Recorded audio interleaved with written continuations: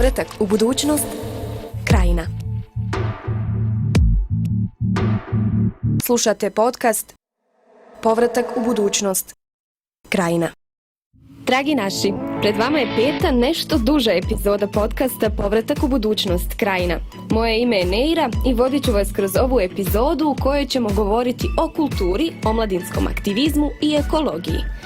22. maja je u Alternativnom domu kulture u Velikoj Kladuši održana javna diskusija pod nazivom Kultura u Krajini, stanje, problemi i perspektiva. Kulturni radnici i umjetnici iz javnog i nevladinog sektora govorili su o aktualnom stanju i potrebama kulture u Krajini. Učestvovali su Ramis Huremagić iz Centra za kulturu, umjetnost i društvo Omaha iz Cazina, Irma Šepić Ali Ćajić iz Kulturnog centra Cazin, Erna Begatović iz Kulturnog centra Bihać i Irfan Hošić iz Centra za savremenu kulturu Krak iz Bihaća. U ovoj epizodi vam donosimo jedan dio te diskusije i ujedno vas pozivamo na sljedeću koja će biti posvećena kulturnom turizmu u Krajini, a održat će se već u subotu 29. maja u 12 sati, naravno u Alternativnom domu kulture. U ovome prvom dijelu, kad se kaže aktualno stanje gdje smo sad. Prvo, sama kultura i umjetnost u svakom obliku kod nas je baš na repu repova svega. Od što kaže 13. sisa. Više je tu razloga. Ako ćemo gledati malo širi socioekonomski aspekt i politički, kome su potrebni produhovljeni ljudi? Kome su potrebni ljudi koji znaju šta je umjetnost, koji interesuje pozorište, koji interesuje drama, koji interesuje koncert, koji interesuje izložba? Ja govorim u svoje ime, a iskustvo koje sam imao u ovih zadnjih 30 godina mi nepobitno me u tome potvrđuje da je ovo društvo koje je sistematski zadnjih 30 godina kroz obrazovanje i slične stvari radi na degradaciji i snižavanju nivoa kvalitete znanja, sposobnosti, vještina na što je moguće nižu mjeru, da bi se dobio što veća proporcija stanovništva koja je poslušna, sa onim površnim znanjem, sa kvazi diplomama, sa milion nekih stvari. I onda u tom segmentu, kome je stalo do onog termina što je nekad ostao iz socijalizma, kulturnog uzdizanja, kome to treba? To mi trebamo svi pogledati se u oči i jasno i glasno to reći. Kome danas treba kultura? Treba li društvu, sistemu, vlasti, na kraju krajeva treba li narodu, stanovništvu, odnosno ako treba kolikom broju tog stanovništva. Imamo li mi uopšte na kraju krajeva kritičnu masu, imamo li mi potencijal da u Kladuši se izvodi pozorišna predstava jednomjesečno, imamo li mi ovdje 50-100 ljudi koji će doći na svaku pozorišnu predstavu. Imamo mi taj potencijal u Cazinu.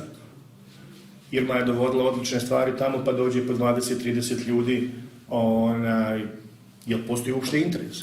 Možda smo mi totalne budale, jer vjerujemo da nešto kao treba, a u stvari bavimo se nečim što, osim nas, nekoliko neke minorne manjine, totalne manjine, mislimo da je nešto bitno. Možda nije bitno, možda mi svi trebamo sutra, nije bitno, za mjesec, godinu dana zaključiti sve i reći ovaj sektor je zatvoren i, Bože moj, narodu je bitnije da bude koncert na bazenima, da će doći cica, mica, ceca, maca, ili ako je to ta kultura koju hoće stanovništvo, koju hoće ovaj narod. Ko si ti da je mijenjaš? Ko sam ja onda da stanem ispred njih da kažem ne, nećete vi to, mi ćemo vama sada dovesti, ne znam, nija predstavu, gledat ćete glemaja, da se mi ne lažemo.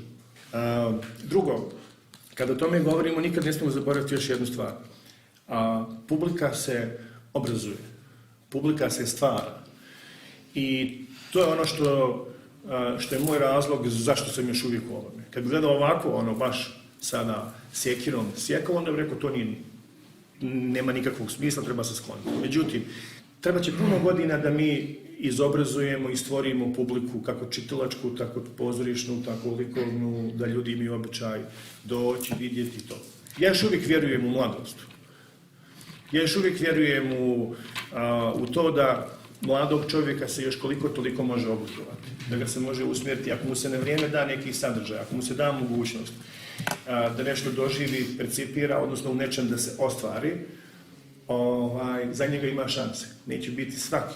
Mi ćemo izgubiti ogroman broj populacije ko što gubimo danas sa odlascima i ovim našim ekonomskim imigracijama. Koliko će to doprinijeti kulturi?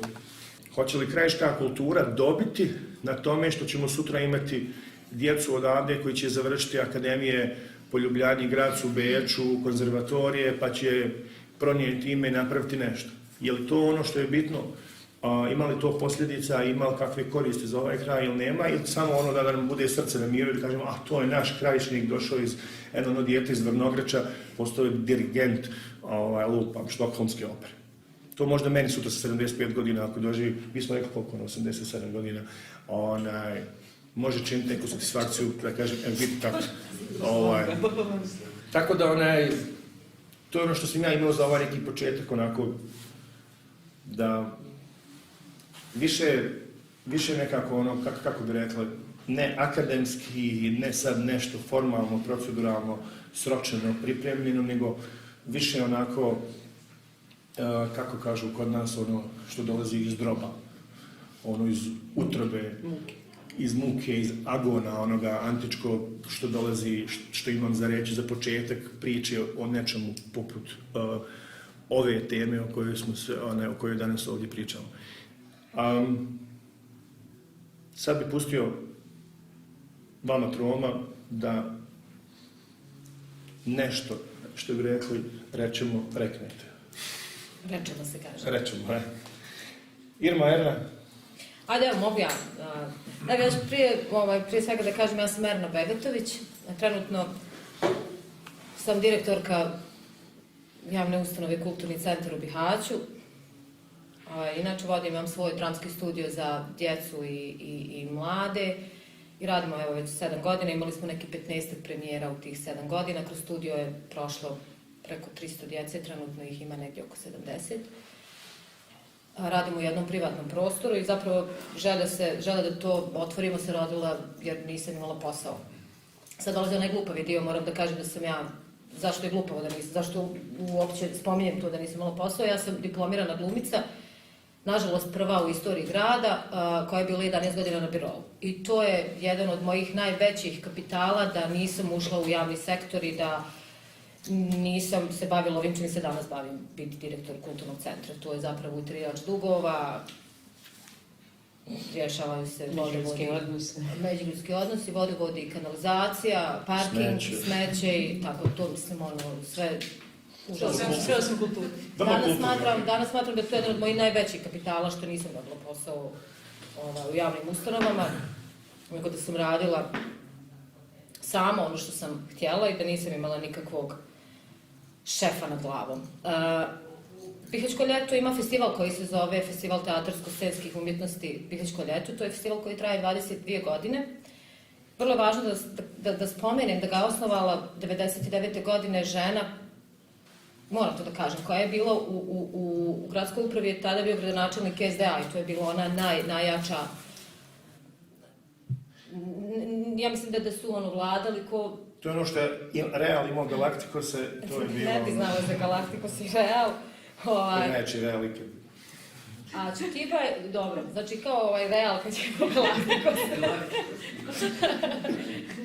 I tu se u službi društvene djelatnosti radila je žena koja se zvala, mislim još uvijek se zove živa, je, hvala Bogu, Čutiba Dupanović, koja je završila književnost u Zagrebu i koja je imala želju da napravi festival scenskih umjetnosti. Te 99. godine njen budžet je bio $500.000 konvertibilnih maraka. Dakle, govorimo o onih $500.000. Da je njoj tadašnja SDA vlast, njoj kao SDP-u, mrskoj, ali stvarno u tom trenutku mrskoj, ali se nažalost ljudi svode na to, jesi ti SDA, jesi ti ovaj, jesi ti ono, šta si ti. Tih godina je na platovu crkve Ante Padovanskog igrala, recimo, Ivan Plemenici Zajec igrao svoju operu. To su bila najjača ostvarenja južoslovenskih pozorišta u kontekstu drame, opere ili baleta. Danas taj festival dobije nekih 10.000 maraka. Sve ono od Četibe do danas se smatralo uspješnim. I pritom, apsolutno ne krivim vlasti. Ja imam budžet za Bihaćko ljeto 10.000 maraka, ja ne mogu dovesti jednu predstavu za to. a treba da dovedem 15. Danas je taj budžet 10.000 maraka i sve između što je od Ćetibe do mene je, nije kriva ni općina, nije kriv ni kanton, ni bilo koji drugi fond, nego su krivi direktori koji su to smatrali uspješnim. Jer smo mi uspjeli, opravdanje je bilo, mi smo napravili festival za ne znam, 30.000. Pa prvi put za 60.000, pa drugi put sad 10.000. Evo mi smo kadar napravili festival za 10.000. Jeste, ali pritom ti igra neki, ja ne znam ni šta, kako bi nazvali, igrati slet, igrati... Amater. Čak i nisu amater, to su moje kolege, ja ne bi sad nikoga da spominjem, ali to su predstave za koji se oni stide igrati bilo gdje u nekom ozbiljnijem gradu. Neće igrati tu predstavu u Sarajevu, nego će igrati u Bihaću, igraće za 5-10.000 maraka.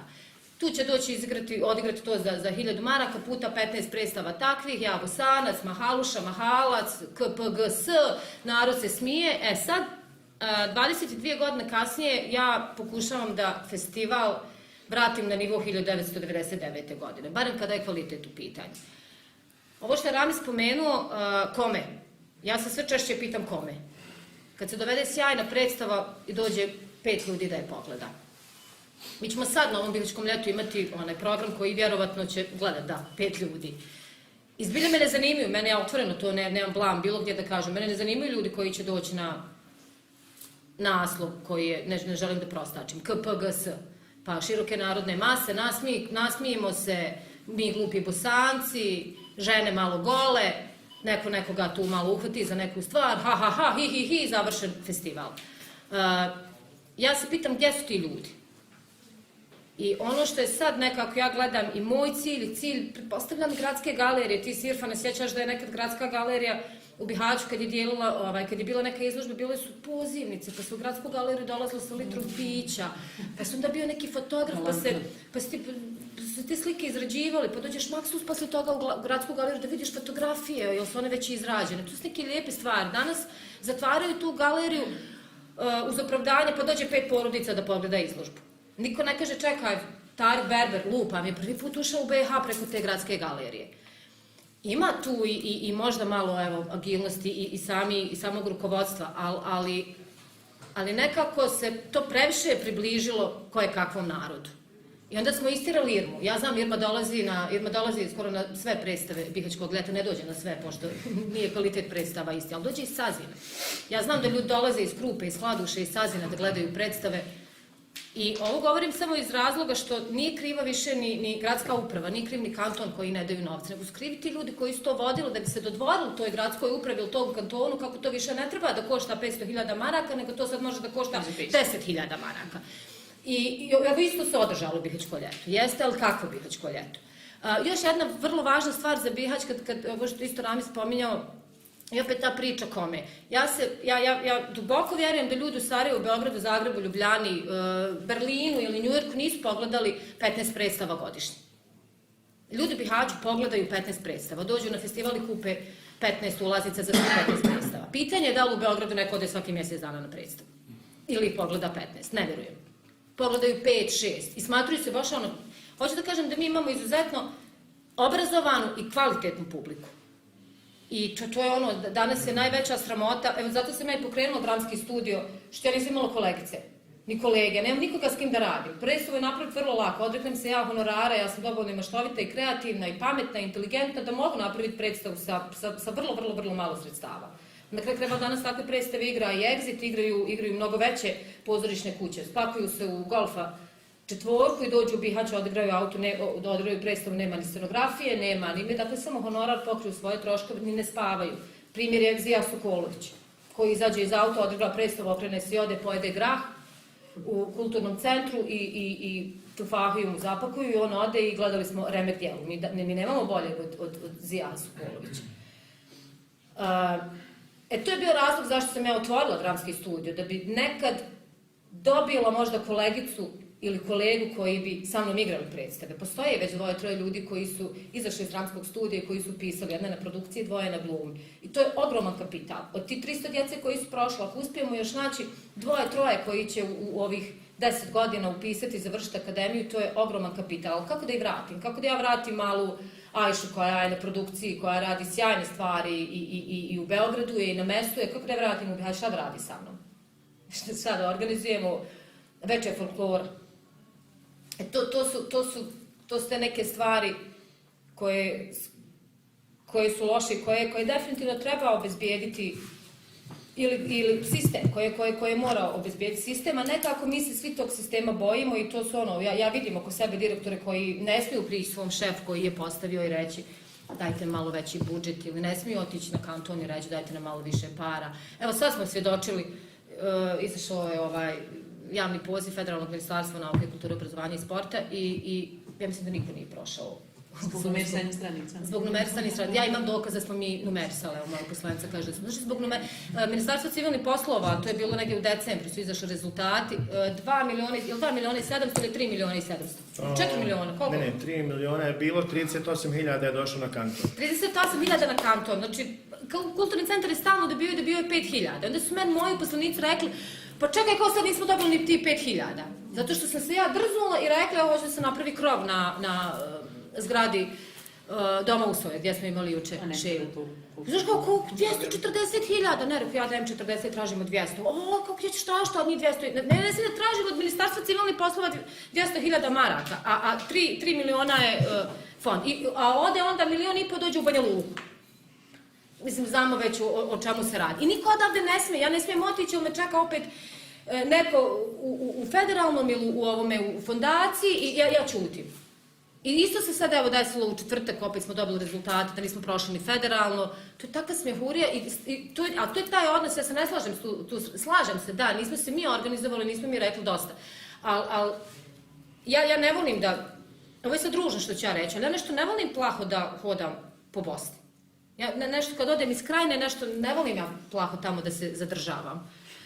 Znači, želim to da kažem iz drugog ugla. Mene stalno doživljavaju kao tamo neki vi dole u Krajini. Ja nekako ne smatram da smo mi dole. Ja baš mislim da smo mi gore. Mi smo sami vrh Bosne i Hercegovine. Krajine. Mi smo vrata, mi smo oni koji smo najčasniji. Ne znam, jer ja nisam normalna. Ali ja voljela da nađem više ljudi, da im se to kaže prosto. Nismo mi dole u Krajini, mi smo... Naravno, postoji krivica i naša. Evo, ja ćutim, nismo dobili sredstva, ćutim i ja, ni Ramiz odreagovao, ni Gradska galerija, ni Zavod. Pa dobro, jeste kulturni centar, jesmo napisali ono, ali treba opaliti sa nekom tužbom. Dobro. Da, malo. Irma. I nema više gotovo, nema više ovo da ne voliš. Ću ja sad nastaviti da galamim ili mogu da... Evo za sve oni koji me ne znaju, ja sam Irma Alčajić i za razliku od ovih mojih kolega i sagovornika ja jedina nisam umjetnik ni po zanimanju, ni po zvanju. Igrom slučaja radim u kulturi već 13 godina. Nisam umjetnik, ako ne izuzmemo u akrobaciju preživljavanja u kulturi svih tih 13 godina. To sam sad htio reći, ti si najveći umjetnik. Možda se to može nazvati nekim dijelom. Kod je instalacija koncert traje 13 godina. Možda se to može nazvati umjetnošću, evo ne znam. Zahvaljujem se organizatoru na pozivu i na prilici da baš pričam ovako interesantnim i bitnim stvarima. Nisam umjetnik pa ne mogu pričati o umjetnosti na način na koji oni mogu razgovarati o tome i o svim njenim pojavnim oblicima, ali mogu pričati o onoj praksi u kulturi koju susrećem već 13 godina i onim problemima sa kojima se ja susrećem u onom što radim, a posljednjih 13 godina se bavim, ajmo reći, kreativnim pisanjem svih tih projekata za organizaciju raznih kulturnih manifestacija, očuvanje kulturno-istorijskog nasljeđa kojim upravlja kulturni centar. I za razliku od onog što većina ljudi vjeruje, pogotovo u Cazijanu, da kulturni centar upravlja svim kulturno-istorijskim nasljeđem, to nije tačno. Mi kao kulturni centar upravljamo jedino Stari grad Ostrožac i kuću Nurije Kozlijerca, jer su to jedine objekti nacionalni spomenici koji su vlasništvu grada. I kao takvi jedini mogu biti prebačeni kulturni centar da njima upravlja. Ostali su uglavnom manje više u privatnom vlasništvu ili u nekom zajedničkom vlasništvu, ne znam, tipa Starog grada Stijene koji je pola na privatnom vlasništvu, pola mislim da je vlasništvo čak islamske zajednice. Tako da smo mi samo zaduženi za ta dva objekta koja, evo, ne znam, dugi niz godina nešto sitno tako pokušavamo napraviti, renovirati, pokrenuti, izraditi. Ono što ljudi ne shvataju jeste baš ovo što su oni već prethodno pričali, jeste ta razina, odnosno količina sredstava koja se dodjeljuje kulturi na svim nivoima, a stvarno je problematična. Iz godine u godinu je sve više i više problematična. U onom periodu iza rata kad je tih sredstava još i nešto bilo, oni su se onako dodjeljivali po nekakvom zahtjevu, po nekakvim poznanstvima, prijateljstvima sa, ne znam, rukovodiocima određenih kulturnih ustanova i mogli su se poprilično fina sredstva dovući za određene projekte. Međutim, kako su godine odmicale, oni su počeli pooštravati kriterije i smanjivati sredstva u kulturi. Na stranu što su se pooštravali kriteriji, trebali su, i to je sasvim normalna procedura, s obzirom da to i Zapad na takav način radi i zahtjeva od nas, ali su se sredstva počela sve više smanjivati. Onda su se počeli dešavati obrnuti procesi u sistemu kulture od onih koji su donosioci određenih kulturnih politika poput ministarstava. Mi smo u većini slučajeva na čelu svih tih ministarstava imali ljudi koji nisu ni kulturni radnici, ni umjetnici. Vrlo rijetko su to bili neki profesori koji su mogli na određeni način razumjeti kulturu u određenom dijelu. I dan danas imamo takvu situaciju na svim razinama vlasti, mislim na federalnom nivou je obično i ranije tako bilo. I uvijek smo imali problema s njim. Slažem se i sa Ranizom i sa jednom kad kažu da nismo dovoljno glasni, nismo. Trebali smo stvarno uvijek izlaziti u javnosti malo više galamiti. I mislim da je zaista mnogo toga i do nas, da zaista moramo galamiti ako hoćemo da nešto napravimo i da nas čuju, da nam ne mogu odbiti kvalitetne projekte i programe zbog toga što neko nije numerisao stranice u projektu. Mislim, to je stvarno banalno. Jedna je stvar da ti nedostaje nekakvo uvjerenje, nekakva potvrda, da ti nedostaje pečat ili potpis, nešto što je značajno, ali zbog numerisanja stranica, ja sam gledala rezultate, 99% projekata kvalitetnih institucija kulture je odbijeno zbog toga što nisu numerisane stranice. I pitanje je da li. I to je prvi put da su oni tražili to numerisanje. Prvi put su to i tražili, ranije to nisu nikad tražili. I vjerovatno je to ljudima sad stvorilo problem, vjerovatno su banalno to i zaboravili i ispustili. To je stvarno banalna stvar, zaista. Toliko kulturnih ustanova vrijednih, važnih za ovu državu je ostalo bez sredstava zbog toga što u cijelom projektu, projektnoj dokumentaciji nisu numerisali stranice. Interesantna je stvar da pristajemo na sve što nam se dešava. Erna je upravo isto kad kaže da se... Ne vole otići gore. Ne, da se većina djelatnika u kulturi boji svojih šefova. Politika nam se previše uvukla u sve sfere života, gdje ne treba da bude, i u kulturi pogotovo. Većina političara uopće ne razumije kulturu, ne razumijem ja koja radim u kulturi 13 godina na pravi način, da je razumije političar koji od toga ne razumije ništa. I mislim da se stvarno trebamo istinski boriti da politika skroz iziđe iz kulture, iz kulturnih ustanova, da se trebamo boriti za velike budžete, za kulturne programe i manifestacije. To je također jedan od načina i uslova da se ljudi zadrže na ovim prostorima.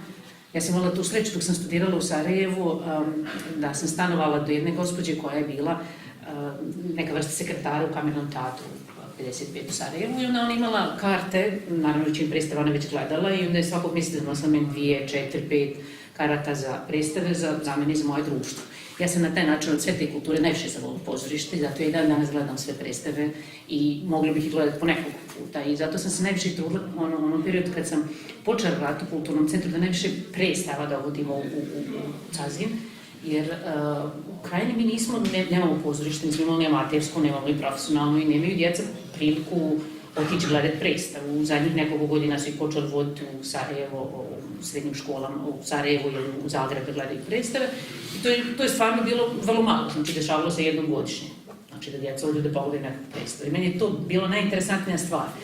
Ali sam isto tako dolazila u situaciju da, ne znam, organiziramo predstavu Aj Karmela na izvođenju predstavu BiH Sarajevskog ratnog teatra, i da je tamo potpuno besplatno, jer sam osigurala, ne znam, 5 i nešto hiljada maraka koliko me je koštala ta predstava, kroz određene vrste donacija, i da dođe 30 ljudi gledati tu predstavu. Potpuno besplatno. Znači, ne plaćaju se ulaznicu uopće.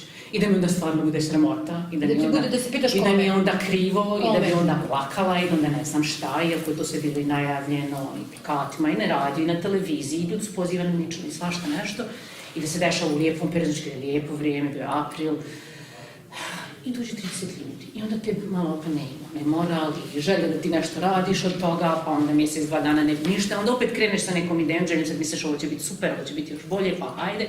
I nekad to stvarno i bude dobro.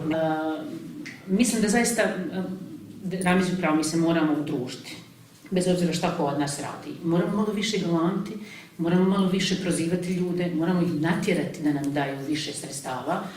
Ja evo za 13 godina koliko radim u kulturnom centru, možda oni nekih prvih godina nešto smo sredstava još i dobijali iz budžeta. Zadnjih, ja mislim da već 8 ili 10 godina mi nismo markeni za jednu kulturnu manifestaciju dobili iz budžeta grada.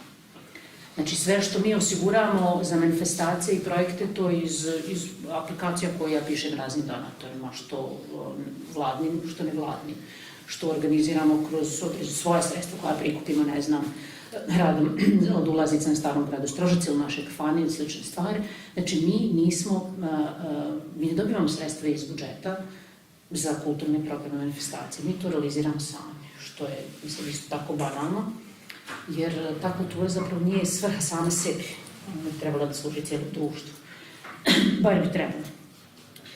Slažem se da bi trebalo više galamiti, evo sad to ponavljam po ne znam koji put. I valjda da se poslije toga dogovorimo koji ćemo naći za galamiti. Neko ćemo naći za galamiti. Nema ovdje.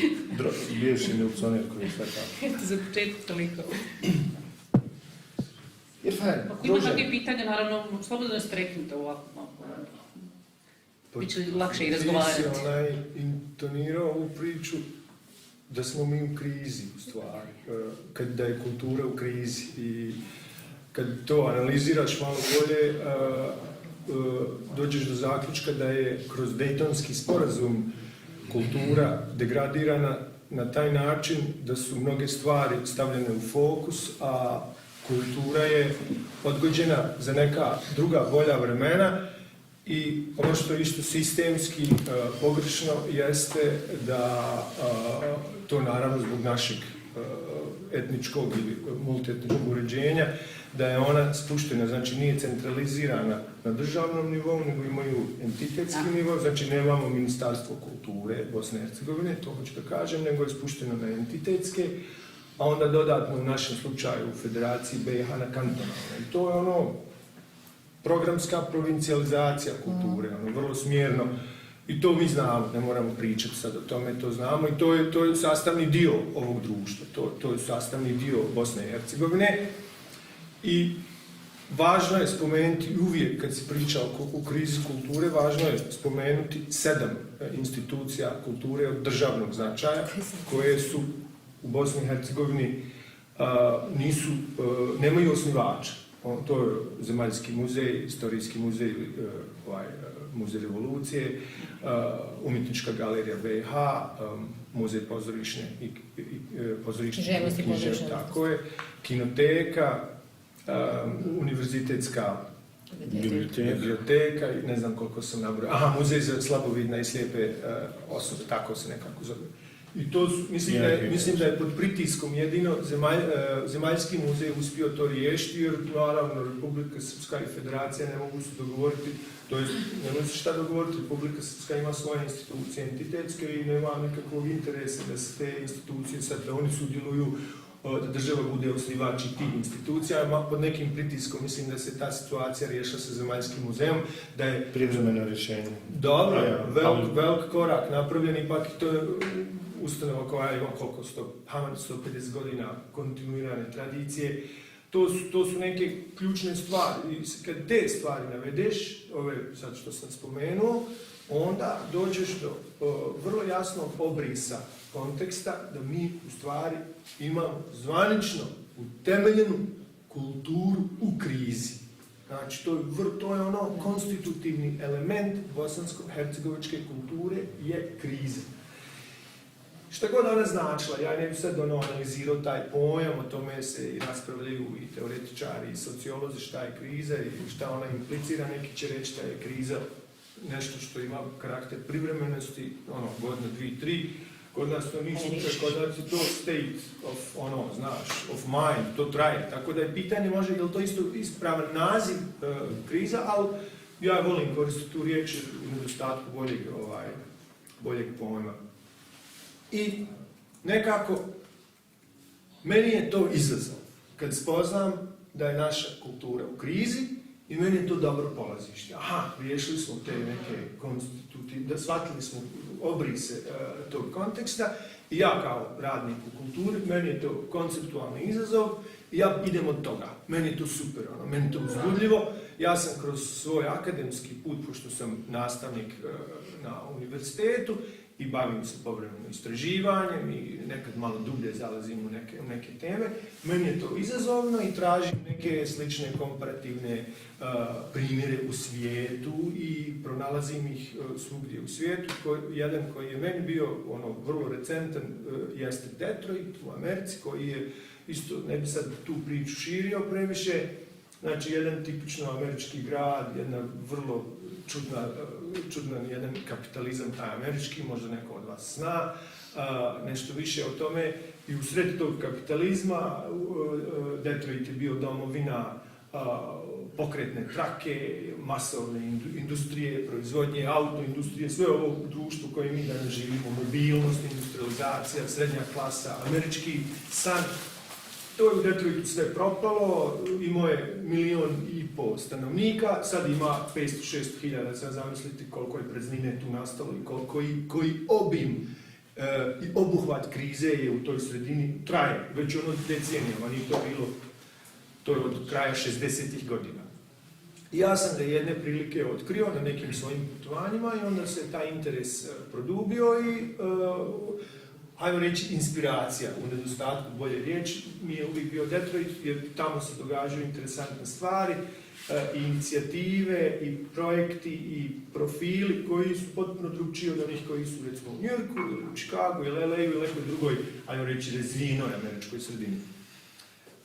Znači, kriza je interesantna, izazovna, ja tako to doživljavam, trenutno. Ti si postavio pitanje, dobro pitanje, kome treba kultura. To je teško odgovoriti to pitanje. Recimo, izvinite što sad pravim komparaciju prvo s Detroitom, pa ću skoknuti sad u Njemačku, ali čisto samo malo da napravim neke obrise.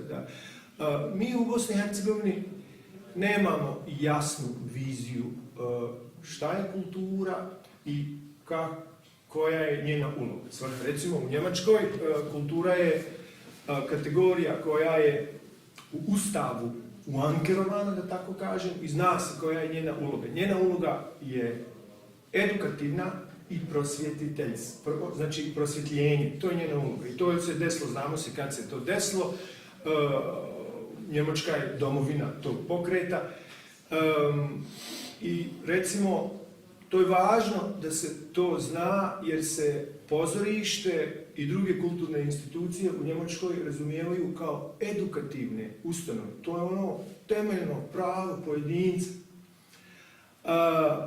Mi ovdje nemamo tu viziju, nemamo uopće taj senzibilitet i uopće ne razgovaramo o tome kako je kod nas kultura. Je li ona zabavljačka, je li ona edukativna, je li konzumeristička, ništa, nemamo nikakvu, samo rokaj, daj samo nešto. Kulturu, umjetnost, folklor, sve podijemo. Da, mi često kažemo, hej, dobro je samo nek se nešto događa, toliko smo mi u podrumu nekom, da daj, oni nešto rade, daj, važno je da to, samo nešto super, ovo je dobro, hajmo dalje. Mi smo daleko od tih vrlo ozbiljnih, konsekventnih i temeljnih promišljanja, stubova. Jasno je da smo daleko od toga. Možda je interesantno isto u tom pravcu spomenuti sad na ovom mjestu recimo naši susjede na primjeru izdavaštva, to ćeš ti možda znati, možda Mehmed i neko od vas. Recimo u Hrvatskoj je izdavaštvo, znate što je izdavaštvo? U Hrvatskoj je izdavaštvo smješteno u registru kulture. A u Srbiji je izdavaštvo smješteno u registru privrede.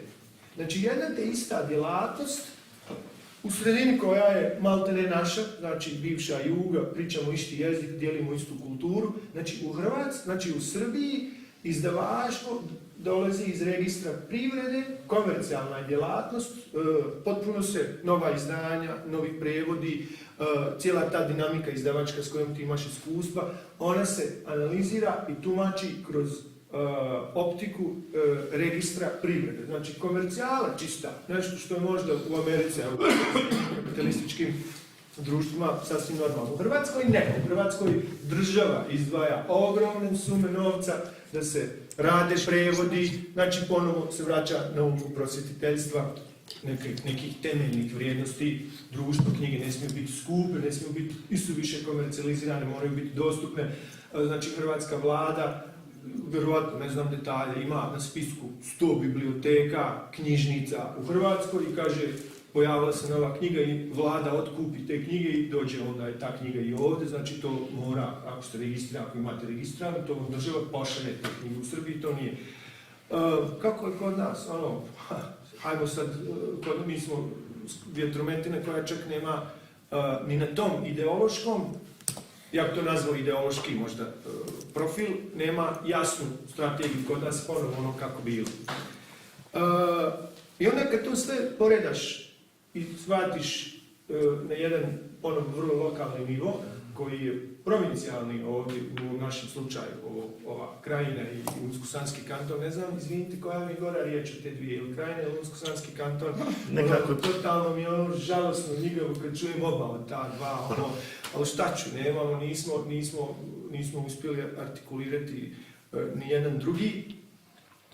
I onda shvatim kao djelatnik u kulturi koji je možda više dolazi iz tog nekog spektra nezavisne kulture, uslovno rečeno, jesu inicijative, Amerikanci na engleskom kažu grassroots initiatives. To su neke, ne from top down, ja bih rekao da su javne ustanove from top down, to je važno da se spomene from top down, imaju from bottom up inicijative.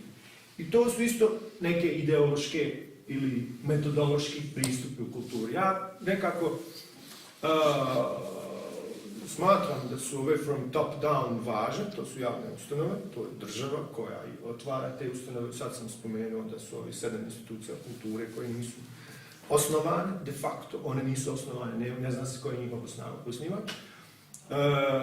Smatram da su javne ustanove važne, ali isto tako smatram da je taj grassroots initiatives, to je ovo spontano okupljanje istomišljenika, formiranje nekih udruga. Ja mislim da su to vrlo važne stvari i mislim da je to, kako da kažem, ispravna reakcija ako bismo društvo tretirali kao neki organizam. Ja mislim da je to, iako taj organizam ima neki kancer, sad uslovno kreiram neku figuru, nešto pravi neku konstrukciju, mislim da su grassroots inicijative jedan dobar način liječenja tog kancera, uslovno rečeno, sve ovo, nemojte previše te metafore uzmeti zdravo za gotovo. Znači, ja mislim da, i ono što je dobro, mi u Bosni i Hercegovini, obzirom da nemamo tu tradiciju, za razliku od Slovenije i Hrvatske, ne znam, kad pogledaš, u Sloveniji je već, ne znam, sad govorim nasumično, kad je rat, kad se osjetio da će se osjetio raspad Jugoslavije, ne znam, u Sloveniji već postojala punkeri, subkultura koja je bila sposobna da skvotira Metelkovu, recimo, to mi smo bili 100 godina udaljeni od toga i onda Metelkova ne bi bila to, da nije bilo te spontane inicijative koja je proizišla iz omladine, iz društva, iz scene, tako reći. A nije samo Metelkova dobar primjer, to se sad događa recimo sa Rogom.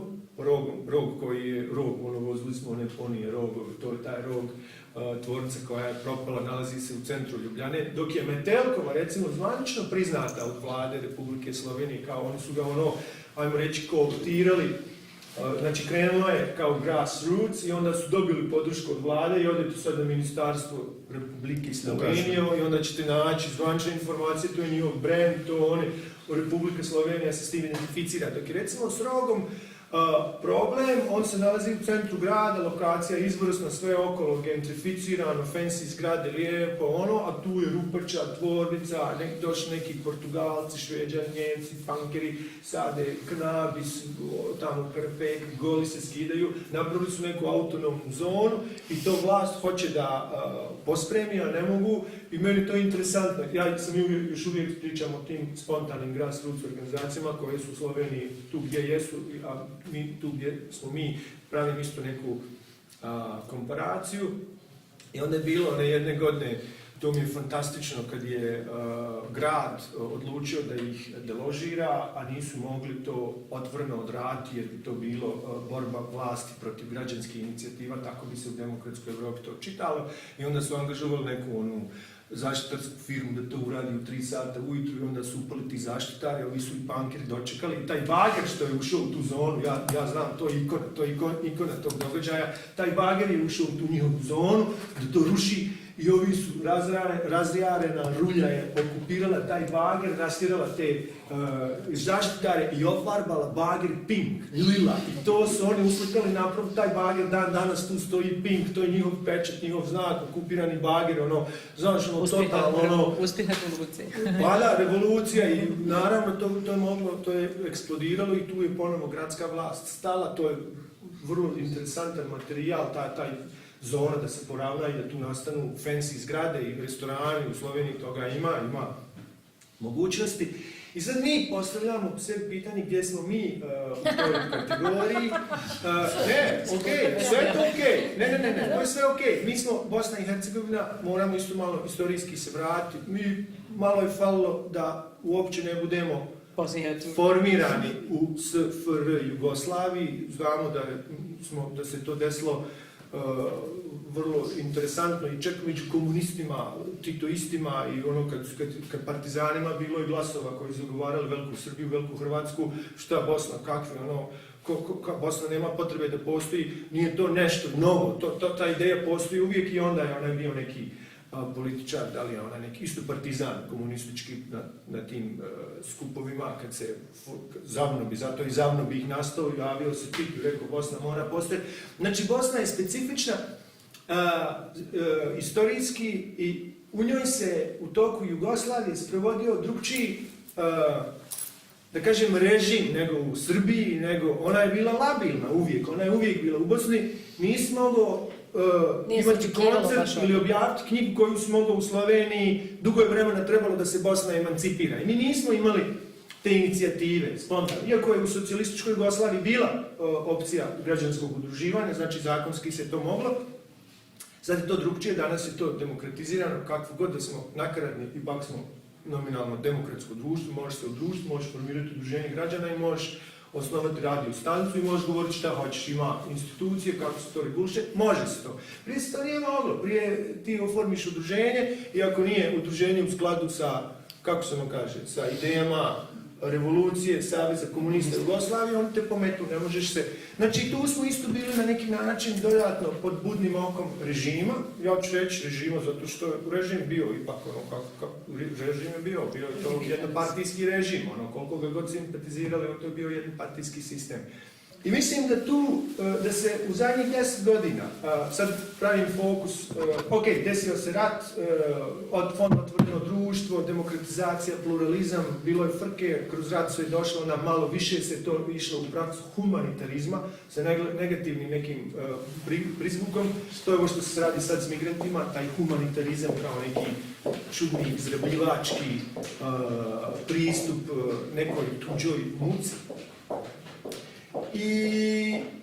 I obzirom da nemamo tu taj pedigre, te socijalne, društvene građanske, društvene, socijalno odgovorne svijesti, mislim da se ipak neki pomaci desili kod nas u BiH, posebno kad je u pitanju kultura i umjetnost, negdje otprilike od 2010. Znači čekalo se par decenija nakon ovoga rata, sve to išlo spontano i sad kad gledaš šta se događalo recimo u Sarajevu, postoje neke inicijative umjetničke koje su van institucionalne, koje su prepoznale krize u kulturi, koje su prepoznale da je jedini način i alat u to spontano udruživanje. I ne bih sad o njima pričao, to su super inicijative i super ljudi koji, naravno, to su, može se reći, pop-up neke akcije, znači one rastu, pa se ugase, pa to jest nezavisna kultura, jest tako teško je održati. Ja mislim da je to lijek, ja mislim da je to jedan važan lijek, ja mislim da za ovo društvo i za kulturu, ja mislim da je to dobra strategija, ja mislim da tu treba jačati, znači kroz ovo što vi radite ovdje, ovo što ti radiš i ovo možda što mi radimo, ja mislim da su to dobre metode i da su to dobre alati, i ovo što si ti pokrenuo inicijativu da se udružim, to je to. I naravno, ne može se tu preko noći ništa napraviti, to treba biti realno. Ja znam kad sam završio studij u Sarajevu i kad sam stalno se kretao na toj relaciji, ja sjećam pojma i neke percepcije ovog našeg kraja kao kulturalnog vakuma. Neko mi je to rekao, pa mi je moj otac to citirao toga nekoga, neko je bio neki, ne znam ko je bio, i kao kulturni vakum, čovječ. Znači kad dođeš iz onog dijela Bosne, kojeg ti baš ne simpatiziraš, kad dođeš vamo, osjeti se taj kulturni vakum. To je, ajmo reći, 90-ih. Danas to više nije tako. Znači, puno je, iako su bili festivali megalomanski i nek su bili, desile su se neki novi klinci, neki novi pomaci, neke nove inicijative. I taj vakum je malkice promijenjen. Taj fizionomija tog vakuma je promijenjena. Više nije baš vakum. Tako da treba raditi, sad nije ovo nikakva sada pamet neka, treba nastaviti raditi na duže staze, osjetit će se neke promjene, treba ih A to kad si rekao, izvini, samo bi kratko tu, kad si rekao dolaze neki novi klinci, ja sam strašno, vi svi znate Art Lab, vaši su gosti, ja sam strašno nesretna da Art Lab nije pri kulturnom centru. Ja sam strašno nesretna da nije da se neko iz kulturnog centra nije lapio Jandu za Art Lab ili Irfu za kraju. To je okej, nije to strašno, blisko je to, nije to toliko. To ti možda gledaš iz pozicije kao menadžerice kulturnog centra. Neko to trebao da prepoznaje, neko je trebao da kaže, evo ti, ajde da to završimo prije 5 godina, a ne ove godine. Okej je to, nek se to desilo mimo javne ustanove. Mogu sam još neke sam zabilješke napravio, pa držim se sad kupijam plata, što to ispucam, što sam, vi biste mi dali priliku da govorim za njih, pa sam se malo razmišljao, znaš, akumulirao. Neko je ti spomenuo pitanje publike. Pitanje publike je posebno jedan zaseban i drugi segment svega ovoga što pričam. Samo je dovoljno da malo pratimo malkice, ne previše, tokove, recimo u Evropskoj uniji, u Evropi. To je jedan zaseban težište. To je jedno zasebno težište. Pitanje kulture, to je problem koji egzistira svugdje, u svakom društvu i uvijek predstavlja nove izazove, nove tehnologije, nove generacije, nove navike, nove prakse zahtijevaju uvijek novo prilagođavanje nas, ajmo reći, radnika u kulturi, da rekrutriramo novu publiku. Znači, šta hoću da kažem, da skratim, kada bi danas napisao projekat i aplicirao lupam kod Kreativne Europe i nazvao ga pitanje publike, sad karikiram, to prolazi, jer to je univerzalna tema, uvijek aktuelna i zahtjeva posebnu ekspertizu ne običnih umjetnika i kulturnih radnika, menadžera, nego cijelog društva, stručnjaka, psihologa, pedagoga, ne znam nija, sociologa koji se bave navikama tih novih generacija, starih generacija, bla bla bla. To je tema zasebna. I što sam još htio? Aha, sjećam se. Da, neko je spomenuo, meni se čini da si ti rekla, da treba kulturu depolitizirati. Ja mislim da to nije tako strašno. Jesu u bosanskom slučaju, zato što je kod nas politika kontaminirana. Politika je kontaminirana nepotizmom i kriminalom. Svugdje u svijetu politika određuje. Ako je, ne znam, u nekoj zemlji pobjedila ova partija, ona određuje ko će biti direktor, ali tu dolazi onda do moralnih vrijednosti, pa se na ta mjesta imenuju stručni, pošteni i pravi ljudi, da skratim. Znači, nije problem u logici politizacije ili depolitizacije, problem je u dekontaminiranju politike. Tako je bilo na diskusiji o kulturi, a prije nego što pređemo na sljedeći razgovor, evo par informacija za one koji nas slušaju prvi put. Slušate podcast Povratak u budućnost Krajina, koji je dio projekta Alternativni dom kulture 2.0, pozitivna mobilizacija mladih u Krajini. Projekat provodi Centar za demokratizaciju društva Naša zajednica iz Velike Kladuše u okviru BHRI programa, a više podataka možete pronaći na web stranici nasazajednica.org. Standardni dio podcasta su ADK novosti, no ovog puta ih zaobilazimo. Kako projekat ulazi u svoju završnicu, dešavanja u Alternativnom domu kulture su svakodnevna. Od važnijih događaja izdvajamo još 2 javne diskusije, tokom koji će se govoriti o kulturnom turizmu 29. maja i historiji Krajine 5. juna, dok je za 6. jun planirano otvaranje izložbe najboljih radova pristiglih na nagradni konkurs naše zajednice o kulturnoj baštini Krajine kao posljednja aktivnost u okviru ovog projekta. U drugom dijelu podcasta donosimo Lajlin razgovor sa aktivistom Marijom Crnkovićem iz Novog Grada. Taj razgovor je dio 5. epizode vloga koji se također zove Povratak u budućnost Krajina, a možete ga gledati na YouTube kanalu Naša zajednica ili web stranici nasazajednica.org. Mario, pa evo dobrodošao u Povratak u budućnost. Nama je, mislim, bar meni je jako lijepo u Novom Gradu. Tako mi je drago što sam se vidjela s tobom. Pa evo, voljela bi da kažeš ovoj našoj ekipi, čime se ti to baviš? Ja sam te predstavila kao aktivistu, pa eto da nam to opširnije pojasniš. U suštini dobro predstavljanje. Dobrodošla nam u Novi. Drago mi je što te vidimo ovdje. Novi je jedno malo mjesto, lijepo mjesto, tako da vjerujem da će se lijepo provesti. Što se tiče mene, kao aktiviste, uvijek je najnezahvalnije nekako pričati o sebi. U suštini mogu reći da sam neko ko se bavi pitanjima mladih, ali u suštini neko ko više ne spada u kategoriju mladih na moju veliku žalost, obzirom da sam prebacio tih 30 godina, ali u suštini nekih zadnjih 10, 11, možda 12 godina. Bavim se ekologijom, bavim se pitanjima mladih i to je nešto što stvarno čini srećnim. Radi se jedina stvar, ono zbog koje bi nekad možda poželio vratiti vrijeme unazad, jedino što mi je žao je možda što nisam ranije krenuo. Evo, iznenadilo me to što si rekao da nisi više u tom dobrom rasporu mladih, ne izgledaš tako, odmah da znaš. Zanima me, eto, kažeš da se već 11-12 godina baviš aktivizmom. Kroz koje je to organizacije teklo i u stvari na kojima si ti stvarima konkretno radio? Krenulo to nekako sve od Omladinske banke. Tipičan volonterski omladinski program gdje je to nekako krenulo iz radoznalosti.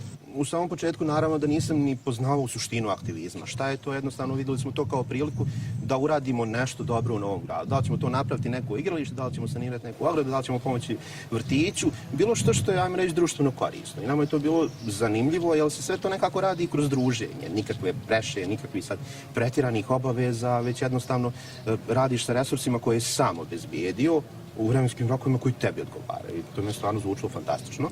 Nakon toga nekako se pojavio taj rad sa mladima, jer naravno krećeš se među omladinom, i onda naravno dobiješ želju i potrebu, ajme mi probati napraviti nešto više, ajme se mi nekako organizovati. Nakon toga onda dolazi ekologija, obzirom da malo ono apsurdno zvuči, jako informatičar, vamo se zaljubio u ekologiju, ali bukvalno tako da evo danas mogu slobodno reći da se jednako bavim informatikom koliko ekologijom. U stvari možda više ekologijom, zato što mi je zanimljivija, ali ok, od informatike jednostavno moram živjeti.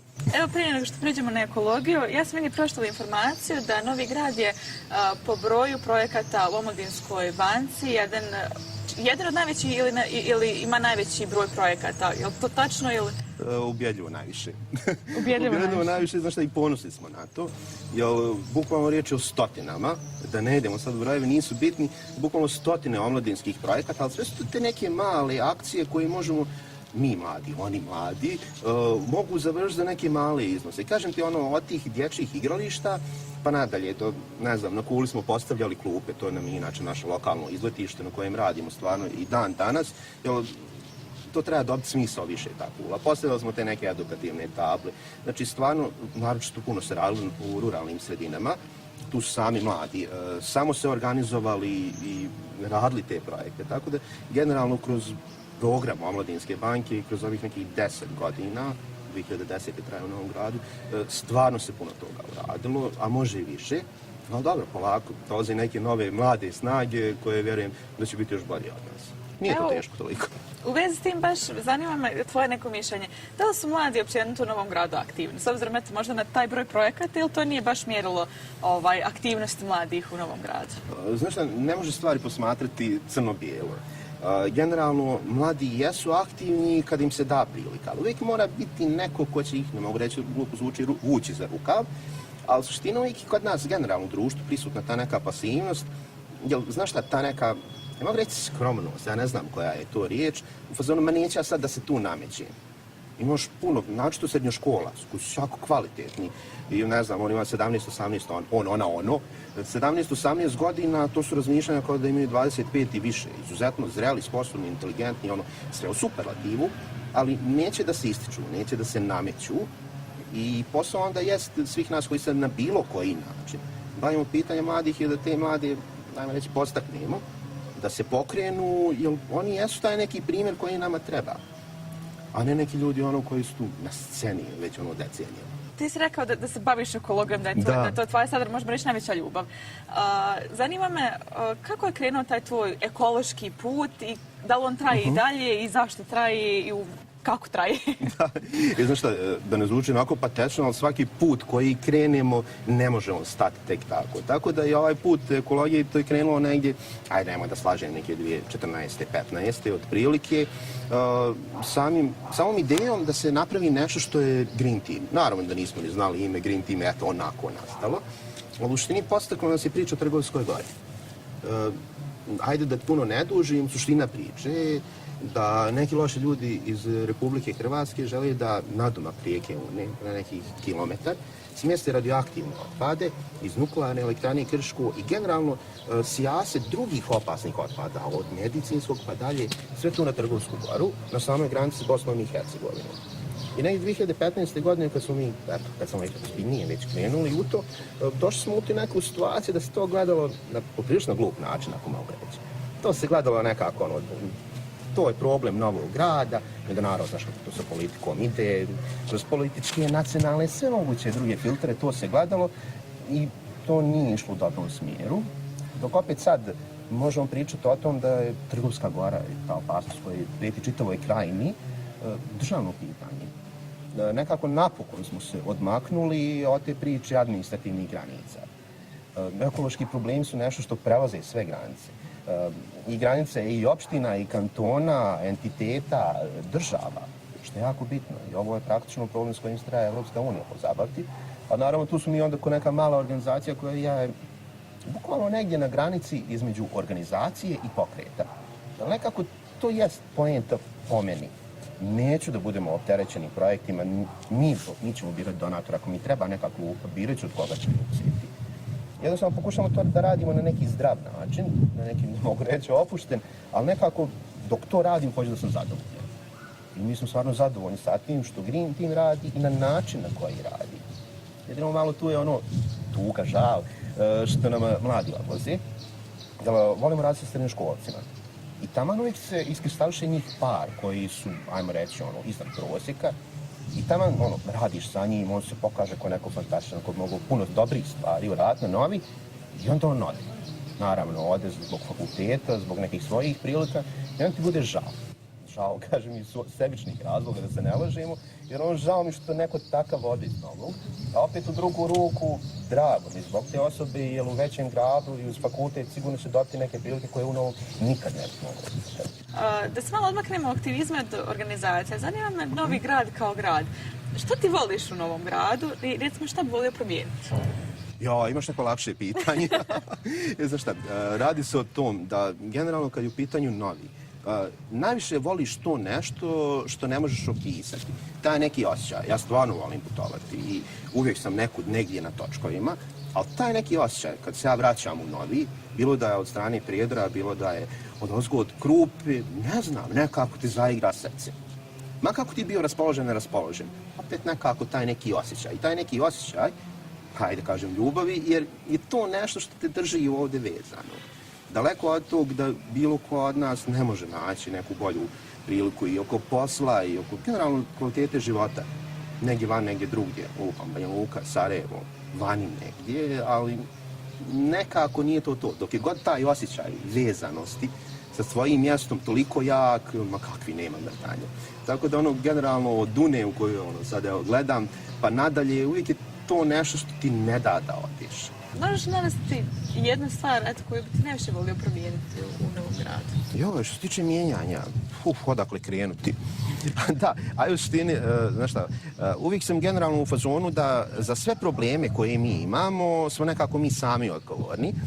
Tako da, ajde, mijenjat ću ovo što ja mogu promijeniti. Mogu promijeniti to, mladi nemaju svoj prostor u Novom Gradu. Ja volio da imaju nekad jak, dobar omladinski klub, omladinski centar, nazovemo to kako god. I zato smo i probali u okviru Green Teama, naravno u skladu sa svojim mogućnostima, napraviti taj neki prostor gdje bukvalno mladići imaju ključ. Hoćete neki sastanak, hoćete nešto da radite, hoćete neformalne aktivnosti, hoćete igrati pikad, radite šta hoćete, ali da imaju taj neki svoj prostor. Jer bukvalno sad mladi se mogu pronalaziti jedno po kafanama. Mislim, iskreno da bude. Mogu u kafanu sjesti, mogu ovako ko ja i ti na stepenicama. Mogu oni jednom, dva put sjeti na stepenicama, ali pitanje je koliko će onda na stepenicama moći se posvetiti nekim, ajmo reći, ozbiljnijim temama i temama koje su njima bitne. Jer uvijek to prođe, neko prekine ih i nije to. Isto tako i u kafiću. Tako da, evo, volio bi to promijeniti. Mislim da to možemo uraditi. I tako smo došli do kraja 5. epizode našeg podcasta. Čujemo se opet ubrzo, budite dobri i navratite u Alternativni dom kulture. Do slušanja.